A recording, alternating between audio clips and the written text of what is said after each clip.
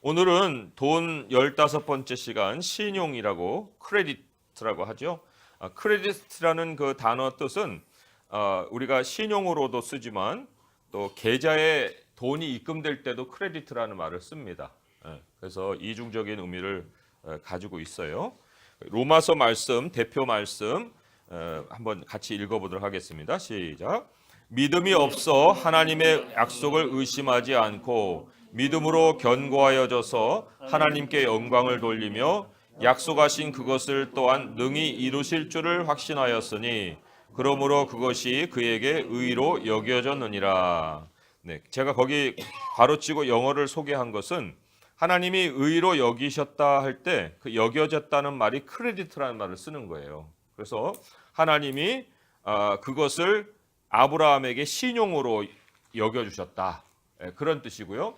또는 하나님이 그거를 신용으로 여겨주셔서 의를 그 아브라함의 입금 계좌에 넣어주셨다. 그런 의미로도 우리가 확대 해석을 할 수가 있습니다. 그래서 여기에 여기셨다는 그냥 생각으로 끝내셨다 이런 얘기가 아니고 인정해 주셨을 뿐만 아니라 그거를 아브라함이 하나님으로부터 신용을 얻었다. 이런 의미로도 그 뜻이 통한다는 거예요. 그리고 실제로 그렇게 영어 성경에 그 번역을 한 그런 영어 성경이 NIV가 있기 때문에 제가 소개를 드린 거고요. 그리고 다른 데서는 아마 그것이 인정하셨다 그런 말로도 아마 번역이 돼 있을 거예요. 오늘 포인트 3개를 먼저 읽어보도록 하겠습니다. 첫 번째 포인트는 하나님의 백성의 관계는 철저히 신용을 기반으로 한다 그랬고요. 두 번째 포인트는 읽습니다. 나의 신용은 남에게 빌려줄 수 없다. 또 세 번째는요. 그리스도인이 소유한 최고의 신용은 믿음이다. 이렇게 돼 있습니다. 자, 그럼 내용이 어떨지 한번 먼저 읽어보도록 하겠습니다. 첫 번째 포인트 우리 9절 쓰는 데까지 해서 쭉 읽어볼게요. 시작. 한국 사회에서 불과 10년 전에 비해 크게 변한 생활 양식은 대출로 삶을 꾸려가는 것이다. 한국의 가계부채는 1,500조의 원에 돌파했다. 10년 전 744조에 비해 거의 2배가 늘어난 셈이다. 인구 5,147만 명의 갓난아기까지 포함해서 국민 1인당 대출액이 3천만 원에 육박한다는 뜻이다. 2017년 11월 말 현재 금융권에 대출이 있는 사람은 1,831만 2,270명으로 대출받은 사람들 1인당 실제 대출액은 1,500조 원을 기준으로 8,200만 원이다. 대출에 일조하고 있는 것이 소위 신용이다. 신용이란 말을 국어사전에서 찾아보면 거래한 재화의 대가를 앞으로 치를 수 있음을 보이는 능력, 외상값, 빚, 급부 따위를 감당할 수 있는 지급 능력으로 소유재산의 화폐적 기능을 이룬다라고 되어 있다. 현대 자본사회에서 사람이 소유한 능력은 소유재산이고 신용은 그 재산의 화폐적 기능, 즉 빚을 졌을 때 돈으로 되갚을 능력이라는 말이다. 이 능력에 따라 대출 금리를 낮게 해서 빚을 얻을 수도 있고 제2, 제3의 금융권에서 고금리로 빚을 얻어야 할 수도 있다. 그렇다면 나의 신용은 어느 정도인가? 나는 능력 있는 사람인가? 나는 얼마만큼의 대출을 어떤 조건으로 받을 수 있을까? 그런데 반사적으로 이런 질문들이 머리에 떠오르기 전에 냉철하게 생각해 보아야 할 것이 있다. 대출이 생활의 절대적 필요 요소인가 하는 것이다. 그렇지 않다면 나의 신용을 따지고 대출 가능 액수를 계산해 보는 것이 무슨 의미일까? 그리스도인으로서 더 근본적인 질문은 하나님이 빚을 어떻게 생각하시느냐 하는 것이다. 하나님은 크게 두 가지 조건에서 대출받는 것을 허용하신다. 이자라는 주제에서 배웠듯이 하나님은 대출 자체를 금하거나 비난하지 않으신다. 일반의 세상 상거래에서는 당연히 대출과 이자로 금융거래가 형성된다. 하지만 하나님은 자기 백성들의 관계가 상업적 관계가 되는 것은 철저히 금지하신다. 오직 대출을 허용하신 데에는 돈 문제가 아니라 생존이 걸려있는 경우이다. 그러므로 두 경우 모두 가난한 자에게 허용된 대출이다. 여기에는 단기 대출과 장기 대출이 있다. 단기 대출은 어느 날 갑자기 위급한 필요가 생겼을 경우이다. 채무자는 급조를 받을 형편인 것을 입증하기 위해 전당물을 맡긴다. 가난한 자가 제시할 최고 가치의 전당물은 자신의 옷이다. 당시 옷은 저녁에 잘 때 덮는 이불이기도 했고 집 없는 사람에게는 집과 같았다. 가난한 형제가 옷을 내줄 만한 형편의 일이 벌어진 것은 생존의 문제이다. 이 경우 옷은 가난한 형제가 다른 형제에게 자신의 신용을 입증하는 방편이었다. 돈을 빌려주는 형제는 그 옷을 신용으로 받아들이고 돈을 내주는데 그 옷은 그날 돌려줘야 했다. 돈 거래가 본래의 목적이 아니기 때문이다. 형제 관계에서는 누구도 채권자 같이 행동해서는 안 되었다. 자, 신명기 말씀을 한번 보겠습니다. 거기에 보면은 이제 가난한 자가 돈을 꾸을 때 이제 보증을 맡기는 그러한 규례가 나와요. 그런데 그 규례를 보면은 그냥 이런 배경 없이 읽으면은 아니 왜 보증을 맡겼다는데 왜 그날로 돌려줘야 되지? 이런 생각을 할 수가 있거든요. 그런데 같이 한번 말씀을 신명기 24장 10절에서 13절까지를 찾아 읽어보겠습니다. 시작. 내 이웃에게 무엇을 구워줄 때에 너는 그의 집에 들어가서 전당물을 취하지 말고 너는 밖에 서 있고 내게 꾸는 자가 전당물을 밖으로 가지고 나와서 내게 줄 것이며 그가 가난한 자이면 그는 그의 전당물을 가지고 자지 말고 해질 때에 그 전당물을 반드시 그에게 돌려줄 것이라. 그리하면 그가 그 옷을 입고 자며 너를 위하여 축복하리니 그 일이 내 하나님 여호와 앞에서 내 공의로움이 되리라. 예. 여기 옷을 맡기는 거는 그 전당, 그러니까 담보의 어떤 그 역할을 한다는 게 아니고요. 신용의 역할을 하는 거예요. 그러니까 그냥 갑자기 와서 돈 좀 꺼줘 하면 그 사람이 정말 급한 상황인지 아닌지 모를 거 아니에요. 그래서 그것이 급한 상황이라는 것을 보여줄 수 있는 증거가 옷을 내주는 거예요. 근데 이 옷이라는 게 굉장히 중요한 거거든요. 그러니까 내가 이만큼 급하오 하는 것을 표시를 내는 거기 때문에 옷을 맡아서 이제 돈을 빌려주긴 하나 그 옷은 신용의 역할을 하고 끝나는 거예요. 그거를 더 가지고 있어봐야 소용이 없는 거죠. 그게 뭐 이득이 되지도 않고. 그래서 그 옷을 그날로 돌려줘라. 그렇지만 이제 그 빚은 오히려 지난 시간 2자에서 배웠지만은 그거를 뭐 돌려받을 것으로 생각지 말고 그것은 이미 구제한 것으로 생각해서 그 사람이 소용할 수 있게 그 생각을 해라 하는 것이 또 배후에 있는 그러한 원리라고 볼 수가 있습니다. 자, 그는 옷은 그런 역할을 하는데요. 그 뒤에 한번 또 짧은 문장 한 장 읽어볼게요. 시작.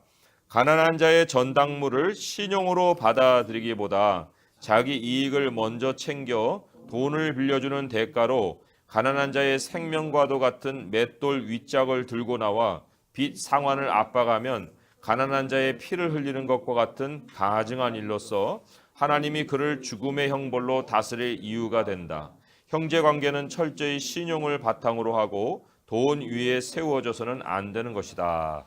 우리가 이 신명기에도 읽었지만은 집 안에 들어가서 보증물 꺼내오라고 하지 않잖아요. 밖에서 기다렸다가 그 사람이 가지고 나온 것이 무엇이든지 간에 그거를 받으라 이렇게 나와 있는데 반대로 아예 그냥 그 믿지를 못해 갖고 들어가서 가장 소중한 맷돌을 들고 나오는 사람이 있는 거예요. 그럼 어떻게 되느냐? 에스겔서 18장 그 12절에서 13절 한번 보죠. 그 뭐 맷돌 정도가 아니고요. 나중에는 그 선지자의 아내가 우리 잡아가서 노예로 팔려갑니다. 어떻게 해야 됩니까? 이런 식으로 이제 하소연하는 경우도 있거든요. 그러니까 참 돈을 우선에 두면은 사람 목숨도 안 보이는 거예요.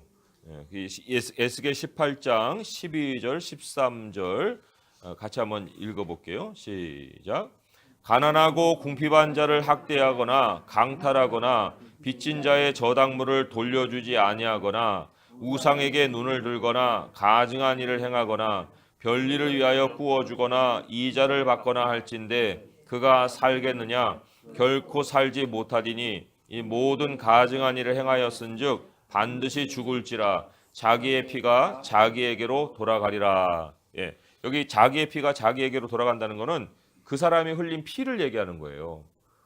이게 실제로 칼로 찌르진 않았지만 돈으로 사람을 압박하는 그것이 살인 행위와도 같다 하는 암시가 있는 거거든요. 그래서도 여기 저당물을 돌려주지 않는다. 옷을 저당 잡혔는데 돌려주지 않는다. 아까 이제 여기 제가 괄호에다가는 이제 신명기 24장 6절을 썼지만은 여기 맷돌 얘기가 나오거든요. 그래서 맷돌을 들고 맷돌 윗짝을 들고 나온 건 그 사람의 생명을 해하는 것과도 같다. 뭐 이런 식의 말씀이 써 있습니다. 그러니까 하나님이 이거는 죽음으로 다루신다는 거예요. 이게 기간이 당장에 즉사를 시키지 않는다 할지라도 그 사람은 죽음의 그늘이 그 사람의 삶에 맴돌면서 살고 있는 것과도 똑같은 거예요. 언제 죽을지 모르는. 그래서 우리가 이 사람을 돈으로 정말 협박하고 또 정말 압박하는 것은 이거는 하나님이 그냥 넘기실 죄악이 아니다 이런 얘기죠. 그 밑에 있는 문단 계속해서 읽어보겠습니다. 장기 대출 경우 시작. 장기 대출은 더 이상 생활에 나가기가 불가능한 가난에 처했을 경우이다. 이때 가난한 형제가 제시할 수 있는 최선의 신용은 자신의 노동력이다. 가난하여 끼니를 이어가기 힘들어도 하나님은 돈이 아니라 상호 의존을 통해 문제를 해결하게 하신다. 장기 대출은 단지 돈을 빌려주는 것이 아니라 가난한 자가 노동력을 담보로 생존을 이어가도록 도와주는 것이다. 돈을 빌려주는 형제의 입장에서는 생산성과 무관한 문제이다. 노동 단가를 따지면 손해보는 일이겠지만 형제 관계는 그리스도의 피로 맺은 가족 관계이다. 부요한 형제는 가난한 자가 일어서도록 도움을 주는 것이지 평생을 책임지는 것이 아니다. 가난한 형제도 손만 벌리고 도움을 얻는 것이 아니라 최선으로 노동력을 제공해서 부요한 형제의 삶을 더욱 풍요롭게 해주는 것이다. 예, 거기 레위기를 썼어야 되는데 에스겔을 제가 반복해서 그냥 밑에다가 써버렸네요. 그 레위기를 한번 찾아보겠습니다. 레위기 25장 괄호에 있는 거죠. 레위기 25장 39절에서 42절입니다. 레위기 25장 39절에서 42절. 그러니까 단기 대출은 그날 갑자기 급한 일이 생긴 그런 상황이고요. 장기 대출은 도무지 헤어나올 방도가 없어진 그런 지경에 도달했을 때의 경우예요. 레위기 25장 39절에서 42절까지 같이 한번 186페이지나 7페이지. 예. 자, 그러면 레위기 25장 39절부터 읽어볼게요. 시작. 너와 함께 있는 내 형제가 가난하게 되어 내게 몸이 팔리거든 너는 그를 종으로 부리지 말고 품꾼이나 동거인과 같이 함께 있게 하여 희년까지 너를 섬기게 하라. 그때에는 그와 그의 자녀가 함께 내게서 떠나 그의 가족과 그의 조상의 기업으로 돌아가게 하라. 그들은 내가 애굽 땅에서 인도하여 낸 내 종들이니 종으로 팔지 말 것이라. 거기까지죠? 예, 거기까지만 읽어봅니다. 여기에 몸이 팔린다는 것이 노동력 제공이에요. 노동력 제공. 그러니까 줄 게 아무것도 없잖아요. 그렇다고 해서 누구한테 빌붙어서 산다는 것은 결국은 자존심도 상할 뿐만 아니라 그 하나님이 그 원치도 않은 거예요. 그러니까 상호 의존적인 관계를 만들어줘서 가난을 벗어나게 하는 거죠. 그러니까 가난한 사람은 노동력을 제공하고 그리고 부한 사람은 거주를 제공하는 거예요. 그러니까 노동 단가를 따지면 이게 장사가 안 되는 것일 수도 있지만 그러나 이 형제 관계는 서로 그 도움을 통해서 일어나게 하는 거고요. 결국은 이 신년에는 다 돌아가게 되거든요. 다 자기 것이 되는 자기 것을 되찾게 되기 때문에 우리도 하나님 나라에 가면은 다 원상복귀예요.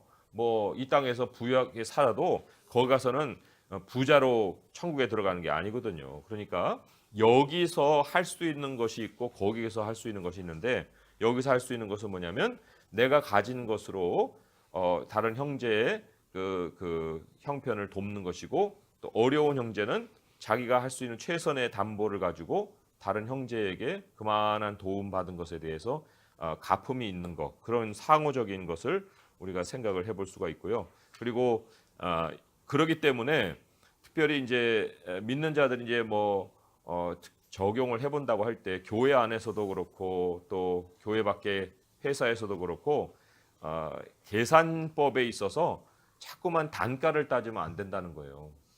그래서 그렇게만 하면 정말 그 서로 인색한 그 마음만 가질 뿐이지 서로 베품이 없는 그런 상황이거든요. 하나님이 다 그걸 아시고 계산하시고 다 베풀어 주시죠.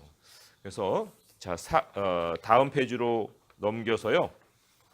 문제를 이제 한번 풀어보도록 하겠습니다. 문제는 어떤 일에 대출을 받을 필요성을 느낀다면 위에서 설명한 두 가지 대출 조건에 맞는가? 아니라면 하나님 앞에 대출이 필요한 정당성을 어떻게 설명하겠는가? 이거예요.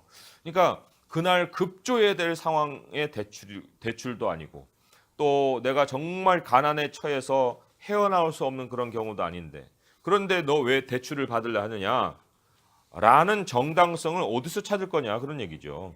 그런데 하나님이 오늘 우리에게 큰 약속을 주시죠. 히브리서 13장 5절에서 6절의 말씀, 이 말씀이 우리 모두에게 힘이 되기를 바랍니다. 같이 한번 읽어볼게요. 시작. 돈을 사랑하지 말고 있는 바를 족한 줄로 알라. 그가 친히 말씀하시기를 내가 결코 너희를 버리지 아니하고 너희를 떠나지 아니하리라 하셨느니라. 그러므로 우리가 담대히 말하되 주는 나를 돕는 이시니 내가 무서워하지 아니하겠노라. 사람이 내게 어찌하리요 하노라. 예. 사랑이라는 말은 우선에 둔다는 거거든요. 그러니까 하나님의 공급보다 돈을 우선에 두면은 안 된다는 거예요. 그래서 이 말씀을 통해서 우리가 절대적인 하나님을 의지하고 신뢰하는 마음을 가지고 살면 하나님이 급하면 급한 대로 또 정말 어려워지면 어려워진 대로 다 공급해 주시지 그거를 그냥 방관하시는 하나님이 결코 아니다. 그러니까 미리 당겨서 생활 어떤 대책을 먼저 세우기보다는 하나님을 절대적으로 신뢰하면 하나님이 기회를 열어주시는 대로 살아가는 것이 가장 합당한 모습이라 그렇게 결론을 내릴 수가 있는 거죠. 자, 그러면 두 번째는 이거 상당히 중요한 거고요. 현실적인 문제에서 꼭 이렇게 적용을 해보시기 바랍니다. 두 번째는 나의 신용은 남에게 빌려줄 수 없다는 거예요. 자, 읽어볼게요. 시작.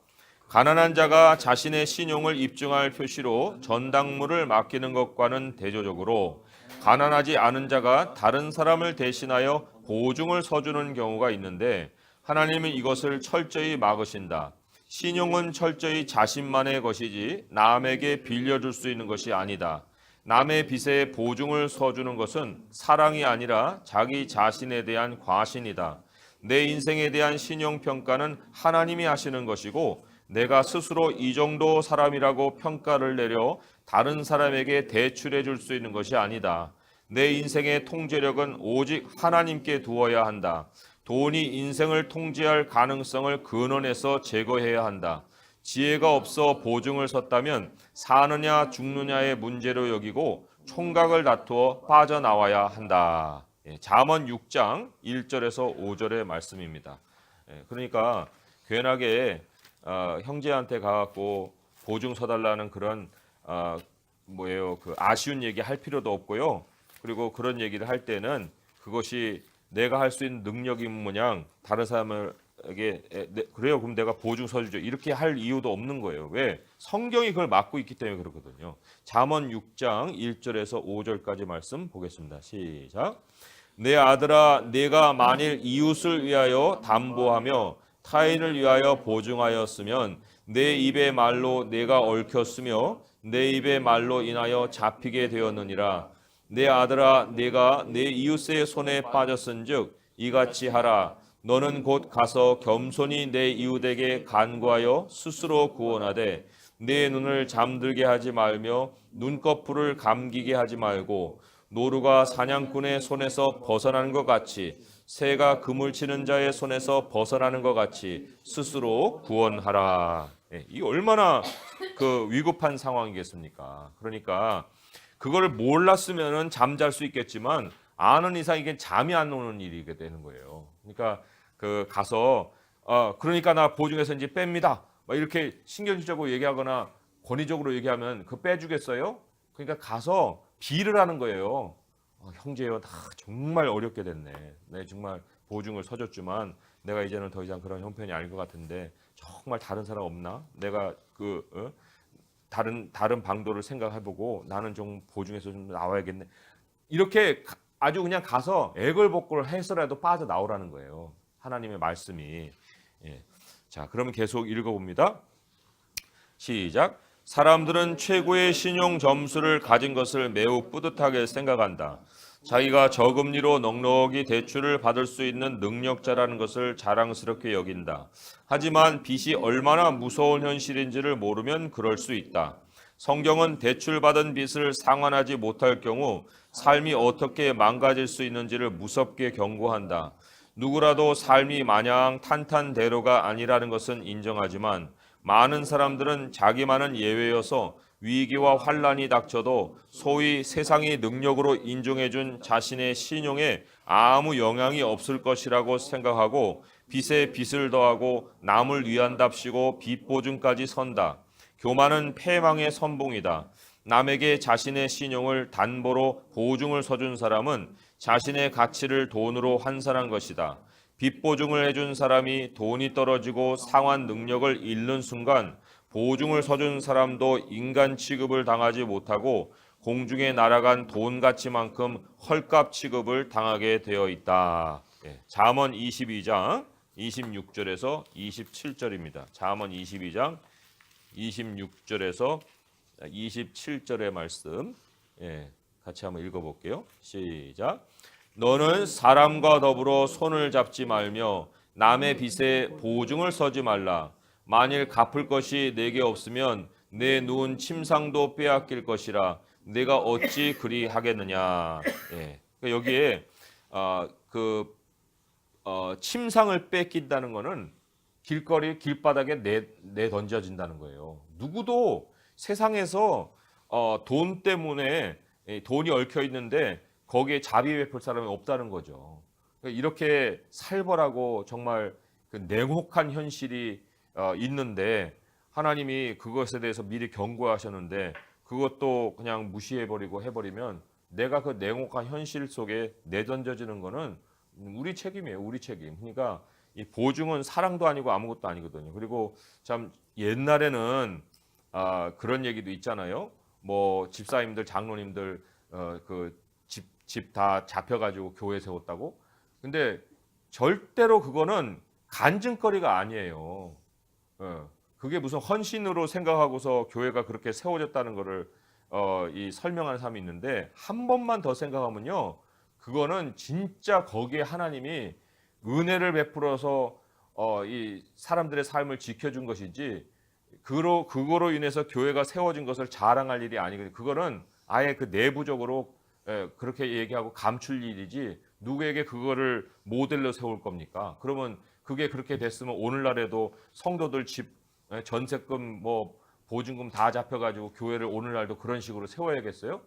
절대로 그렇게 교회를 세워서는 안 되는 거예요. 교회는 빚으로 세우는 것이 아니라 하나님의 은혜로 세워가는 것이기 때문에 속도전을 할 이유가 없어요. 없으면 없는 대로 지내는 것이지 뭐 그걸 가지고 그렇게 한다는 게 오늘날에도 안 통하면 그때도 안 통했어야 되고 100년 전에도 안 통하고 옛날에도 안 통하는 것이지 그때는 그때였으니까 그렇고 오늘날에는 아니니까 아니에요?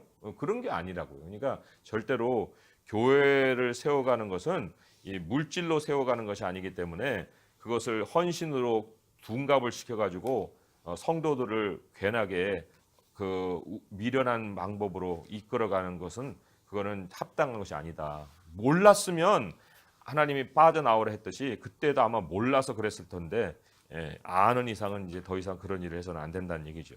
자, 그러면 질문을 보겠습니다. 예수님은 형제를 용서하지 않은 사람의 결과를 설명하시면서 진실로 내게 이르노니 내가 한 푼이라도 남김이 없이 다 갚기 전에는 결코 거기서 나오지 못하리라고 말씀을 하셨다.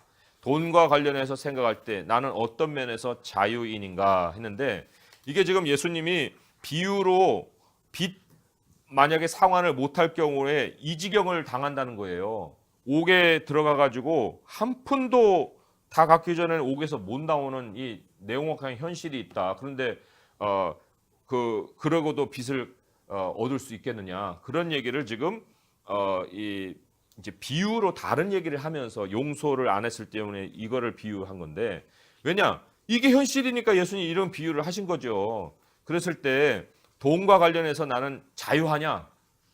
만약에 내가 갑작스러운 일을 닥쳐갖고 빚을 상환하지 못했을 때 이 비유에 나와 있는 이 사람과 같은 처지가 안 되리라고 누가 보장하겠냐, 그런 얘기예요. 그러니까 한 푼이라도 난감 없이 다 갚기 전에 결코 나오지 못하려는 이 경고가 내게 새겨진다면 우리가 안일하게 빚을 가지고 계속 질질 끌 일은 아니죠. 그러니까 빨리 우리가 만약에 그런 것이 있으면 빨리 갚아버리고 정말 돈에서는 자유하게 살아야 된다. 그리고 하나님이 그 돈에 대해서만큼은 철저하게 우리가 매이지 않도록 공급해 주신다고 약속을 해주셨기 때문에 그 자유함이, 우리 하나님이 주신 자유함을 스스로 노예로 바꾸는 일은 결코 없어야 된다 하는 것을 우리 돈 관계에서 우리가 다시 한번 철저히 생각해 볼 필요가 있고요. 다시 한번 또 교회에 대한 얘기를 하자면은, 이제 굉장히 내년에도 경제가 어려워지고 할 텐데, 지금 너도 나도 교회가 빚을 져 가지고 이 빚 상환이 몇 천만 원씩 되고 몇 억 되는 교회도 있어요. 그래가지고 교회는 멀쩡한데 끙끙끙 앓고서 이게 내일 문 닫냐 모레 문 닫냐 이런 식의 아주 위급한 교회가 굉장히 많이 있거든요. 그러니까 우리가 교회를 위해서도 기도하고요. 정말 이러한 돈에 매이는 일이 없기를 우리가 같은 형제들이니까 기도를 해줘야 될 필요가 있습니다. 자, 세 번째 포인트는 그리스도인이 소유한 최고의 신용은 믿음이다 그랬습니다. 자, 한번 읽어볼게요. 시작. 돈 앞에서만 나의 신용을 따져볼 것이 아니라 하나님 앞에서 나의 신용 점수는 몇 점일지 생각해 보아야 한다. 우리가 하나님께 내세울 수 있는 신용은 오직 믿음이다. 아브라함이 하나님을 믿을 때 그의 믿음이 의로 여겨졌는데, 여겨지다라는 말은 신용으로 받아들여졌다라는 뜻이다. 여기서 신용은 은행의 계좌 입금에 해당된다. 은행에서 신용 대출을 받는 액수는 장부상 자본 증가에 해당되듯이 하나님은 우리의 믿음을 신용으로 받으시고 하나님이 옳다고 인정해 주시는 의를 계좌에 입금해 주시는 것이다. 의인은 믿음으로 말미암아 살리라 하셨다. 우리 삶에 필요한 자본은 하나님으로부터 믿음이라는 신용으로 의를 대출받아 의의 자본을 계좌에서 빼내어 사는 것이다. 문제는 믿음이 그리스도의 말씀으로 말미암는데 우리는 얼마나 신용으로 여겨지는 믿음을 얻기 위해 하나님을 찾아가 그분의 말씀에 귀를 기울인가 하는 것이다. 계좌에 의가 없으면 부채만 늘어나는 인생이 되고 만다 했습니다. 그래서 하나님이 의로 여겨주시는 믿음이란 어떤 것인가 했는데, 로마서와 빌립보서를 각각 찾아보겠습니다. 로마서 4장 2절에서 8절이고요. 그다음에 24절입니다. 여기 이제 아브라함의 이야기가 나오죠. 거기에 보면은 일에 대해서 한번 주목해 보시고, 도대체 내가 신용을 얻기 위해서 얼마나 더 일을 해야 되는가 하고 생각할 때 거기에 하나님의 답이 무엇으로 주어지는가 한번 보는 거예요. 로마서 4장 2절에서 8절의 말씀 읽어보겠습니다. 시작. 만일 아브라함이 행위로서 의롭다 하심을 받았으면 자랑할 것이 있으려니와 하나님 앞에서는 없느니라. 성경이 무엇을 말하느냐? 아브라함이 하나님을 믿음에 그것이 그에게 의로 여겨진 바 되었느니라. 일하는 자에게는 그 삭시 은혜로 여겨지지 아니하고 보수로 여겨지거니와 일을 아니할지라도 경건하지 아니한 자를 의롭다 하시는 이를 믿는 자에게는 그의 믿음을 의로 여기시나니 일한 것이 없이 하나님께 의로 여기심을 받는 사람의 복에 대하여 다윗이 말한 바 불법이 사함을 받고 죄가 가리어짐을 받는 사람들은 복이 있고 주께서 그 죄를 인정하지 아니하실 사람은 복이 있도다 함과 같으니라. 예, 여기 보면 여기 죄를 인정하지 아니할 사람, 이게 그 죄라는 말이 빚으로도 번역이 되는 거예요. 빚으로도. 그래서 우리 주기도문에 우리가 우리에게 빚진 자를 사해 준 것처럼 우리 빚을 사해 주옵소서. 영어로는 debt라는 말을 쓰거든요. 예, 그러니까 하나님이 빚을 인정해 주지 않는 거예요. 뭐냐면 너 빚 없는 사람이야. 너는 빚이 없어. 그 대신에 너에게는 크레디트가 있어. 뭐예요? 의로 여겨주신다는 거예요. 6절에 보니까 의로 여겨주시고 빚은 없다 하시고, 이 하나님의 자유가 임한 거예요. 그러니까 이게 무슨 우리가 능력이 있어서 일을 더 많이 할 수 있고 뭐 나에겐 신용이 좋고 그래서 일어난 일이 아니라는 거죠. 그러니까 우리가 하나님이 인정해 주신 신용을 얻기 위해서는 일 능력을 앞세울 것이 아니고 우리의 믿음을 하나님 앞에 철저히 가지고 있어야 된다는 거고요. 24절로 가볼게요. 로마서 4장 24절. 로마서 4장 24절 시작. 의로 여기심을 받을 우리도 위함이니 곧 예수 우리 주를 죽은 자 가운데서 살리신 이를 믿는 자니라. 예. 거기서 믿음이 어떤 믿음이냐, 뭐 자기 확신이냐, 그게 아니거든요. 여기 보면 예수 우리 주를 죽은 자 가운데서 살리신 이를 믿는 그 믿음이에요. 야, 하나님은 죽음에서도 살리시고 예수님이 바로 그 증거다. 그 하나님을 믿는 거죠. 그래서 가난에서도 일으키시고 없는 데서도 있게 하시고, 그리고 모든 미래를 책임지시는 그 하나님, 그 하나님을 믿는 믿음이 우리의 큰 신용이 되는 거예요. 그리고 빌립보서 3장 9절로 가서 이제 마무리하겠습니다. 빌립보서 3장 9절의 말씀. 여기서도 우리가 그 믿음이 무슨 믿음이냐 하는 것을 다시 한번 확인을 하는 건데요. 빌립보서 3장 9절 327쪽이죠. 읽어봅니다. 시작. 그 안에서 발견되려 함이니 내가 가진 의는 율법에서 난 것이 아니요 오직 그리스도를 믿음으로 말미암은 것이니 곧 믿음으로 하나님께로부터 난 의라 했습니다. 예. 하나님께로부터 난 의, 이게 이제 우리 계좌에 입금되는 거예요. 그리스도를 믿는 믿음을 우리가 가지면 하나님이 우리를 의롭다 하시는 그 의가 이제 자본으로 쌓이는 거죠. 그 의가 자본으로 쌓일수록 이 삶에 엄청난 힘을 얻을 수 있는 거예요. 물론 이거는 이제 제가 비유로 얘기를 한 거고요. 우리 선행으로 의를 얻는 건 아니지 않습니까? 하지만 하나님의 인정은 계속돼야 되는 거예요. 야, 너 정말 내 아들이다. 너 정말 내 방식으로 너 사는구나. 이런 이 인정이 계속되면은 하나님의 그 공급하심을 우리가 풍성하게 받을 수 있다는 거죠. 그래서 우리의 최고의 신용은 돈이 아니고 믿음이다 하는 것을 꼭 새길 수 있길 바랍니다. 자, 기도의 내용은 이렇습니다.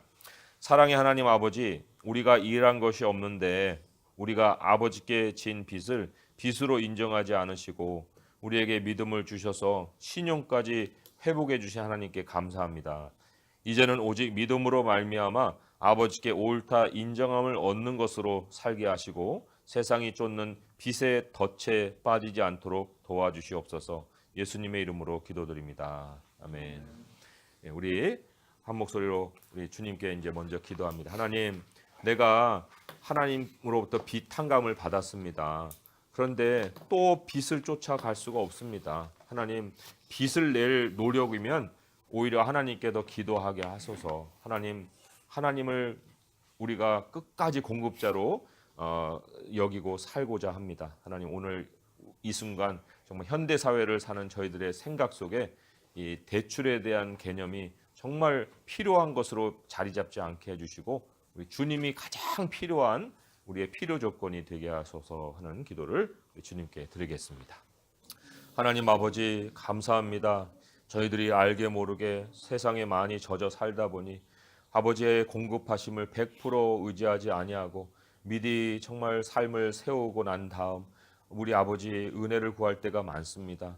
하나님, 그러하오나 이제는 이러한 세상의 문화를 쫓지 않기를 원합니다. 하나님, 우리의 빚을 다 탕감해 주신 하나님, 다시 우리가 세상의 노예가 되고 그들에게 붙들리는 삶을 살지 않기를 원합니다. 아버지 하나님, 주님의 풍성하신 공급하심을 믿습니다. 아버지 하나님, 주님이 어찌 우리를 길바닥으로 내버리는 그러한 삶을 살게 하시려나니까. 아버지여, 주님의 마음에는 우리를 더 풍성하게 하고자 하시는 아버지의 사랑이 있지 않습니까?